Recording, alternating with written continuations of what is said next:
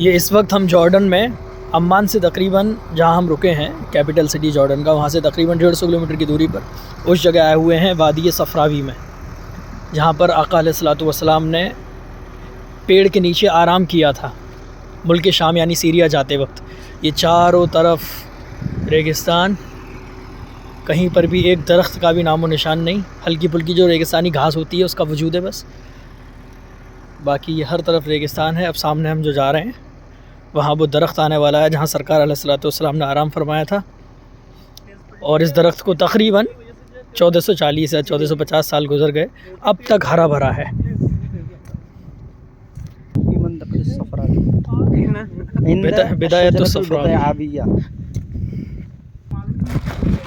इलाके का नाम इसका सफ़रावी नहीं बल्कि सफ़ावी है, सफ़ावी। चारों तरफ रेत ही रेत है।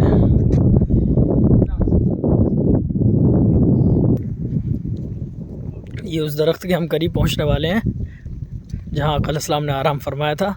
ये बोर्ड लगा हुआ है जिस पर अरबी में लिखा हुआ है मौक़अ अश-शजरा अल-मुबारका अल्लती इस्तज़ल्ला बिज़िल्लिहा रसूलुल्लाह अलैहिस्सलातु वस्सलाम, the side of the tree of the prophet Mohammed सल्लल्लाहु अलैहि वसल्लम। अभी इसके अंदर हम जाएंगे, और सामने शजर मुबारका।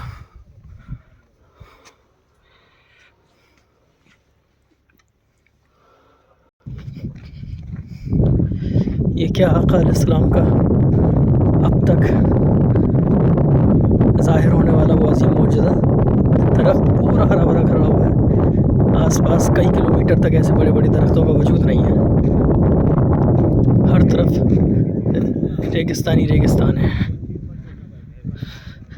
20-20, 25-25 किलोमीटर तक कुछ अता पता नहीं है पेड़ों का। ये वो पेड़ है, अल्लाहु अकबर।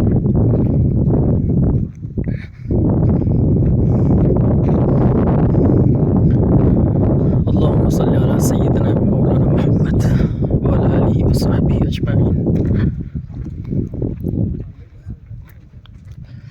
अल्लाहु अकबर।